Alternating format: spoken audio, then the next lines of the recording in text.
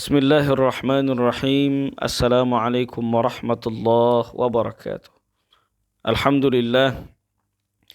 Assalatu wassalamu ala Rasulillah Sayyidina Muhammad ibn Abdullah wa ala alihi wa sahbihi wa man tabi'ahu wa man walah. Saudaraku yang dimuliakan Allah Subhanahu wa taala, apa saja yang dapat membatalkan puasa seseorang? Dalam mazhab Syafi'i ada 10 macam yang dapat membatalkan puasa. Disebutkan di dalam matan Ghayatit Taqrib yang disusun oleh Al-Qadi Abi Syuja'.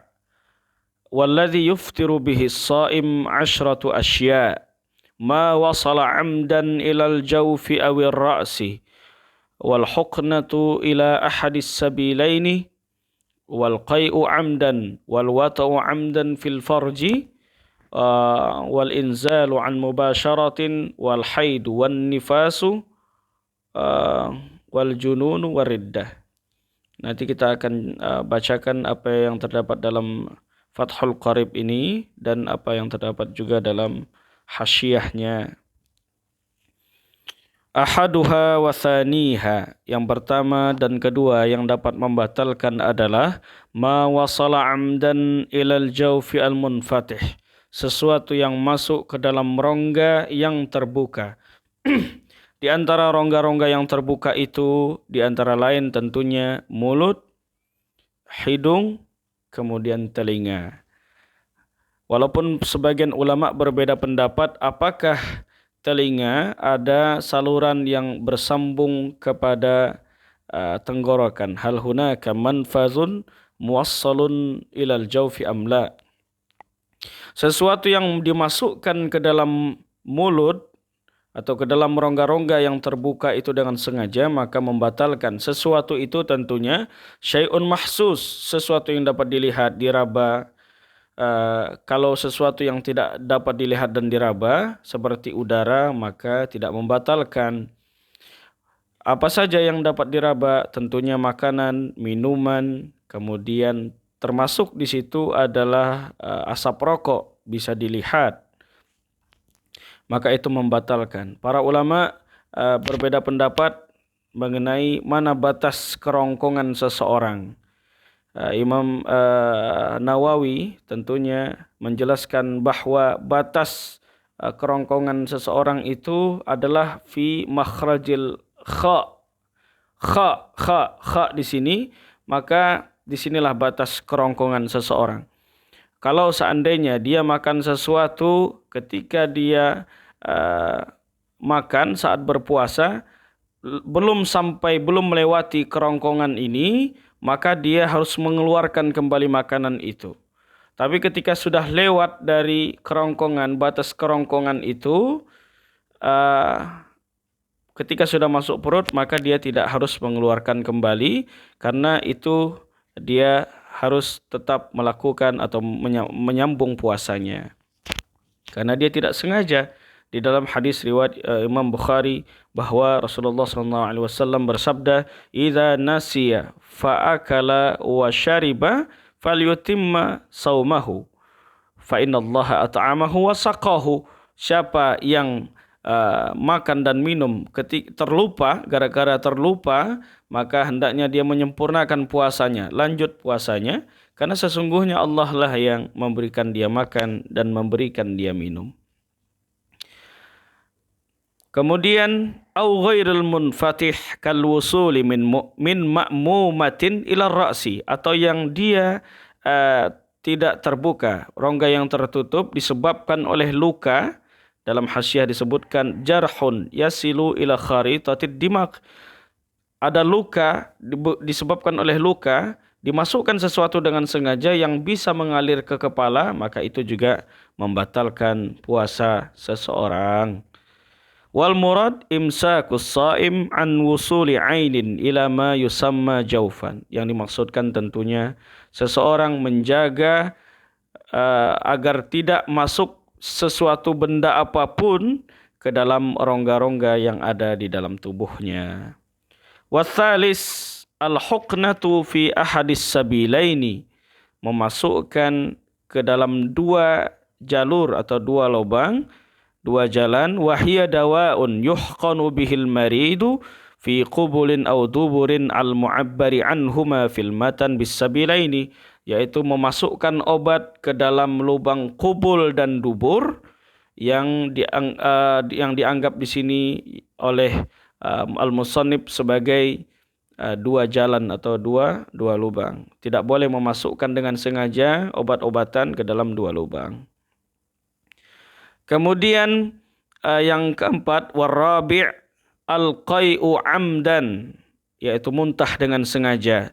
Fa illam yata'ammad lam yabtul saumuhu kama sabaq. Kalau enggak sengaja maka tidak membatalkan. Kenapa demikian? Karena Rasulullah SAW menegaskan di dalam hadis yang diriwayatkan oleh Imam Abu Daud dalam sunannya, man zara'ahu qai'un wa huwa sha'imun falaysa alaihi qada.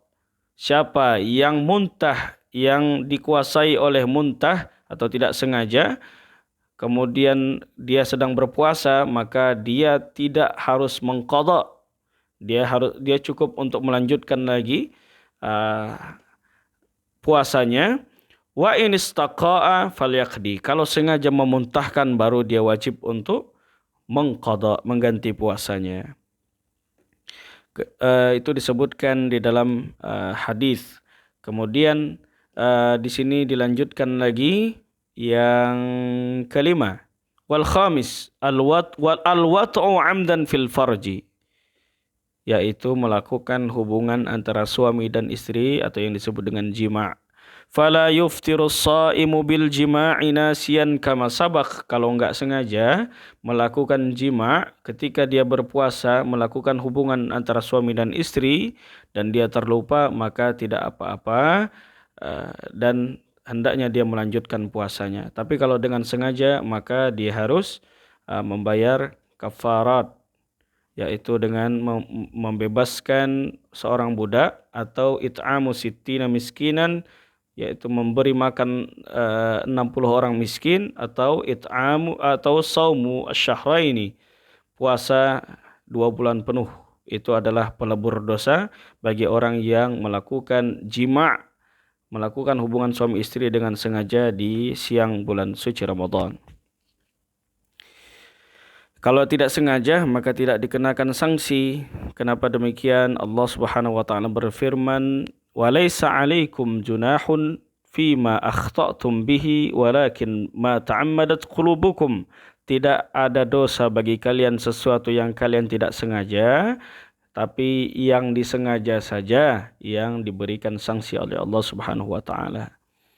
Dalam ayat lain juga kita sering membacanya, Rabbana la tu'akhidna in nasina aw akhtana. Ya Allah, jangan hukum kami ketika kami salah dan kami terlupa. Yang keenam, wasadis al-inzal. Yang keenam adalah al-inzal. Yang dimaksud al-inzal di sini wa huwa khurujul mani an mubasyaratin bila jima', yaitu mengeluarkan air mani dengan cara istimna, yaitu dengan cara mengeluarkannya dengan sengaja, bukan dengan jima'. Muharraman kana ka ikhrajihi biyadihi, yang diharamkan, baik yang diharamkan yaitu dengan mengeluarkannya dengan tangannya sendiri, au ghairu muharramin ka ikhrajihi biyadi zaujatihi au jariyatihi, atau yang tidak diharamkan yaitu melalui tangan istrinya, dua-duanya tetap membatalkan puasa. Wahtaraza bimubasyaratin an khurujil mani bil ihtilam fala iftara bihi jazman. Dan al-musannif juga menegaskan kembali, kalau dia keluar air mani bukan dengan jima', artinya dia dalam kondisi tertidur, dia mimpi basah, maka tidak membatalkan puasanya, hendaknya dia melanjutkan puasanya. Wasabi' ila akhiri al-ashrah, yang ketujuh sampai ke-10, wal al-haidu wan nifas wal junun war riddah. Saat dia berpuasa di siang hari, keluar darah haid, maka puasanya batal. Keluar darah nifas, maka puasanya batal.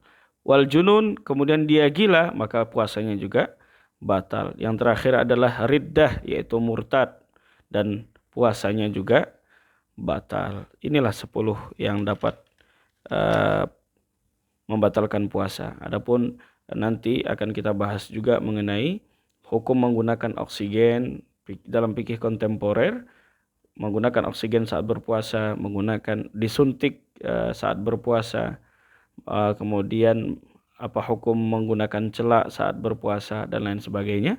Demikian, wassalamualaikum warahmatullahi wabarakatuh.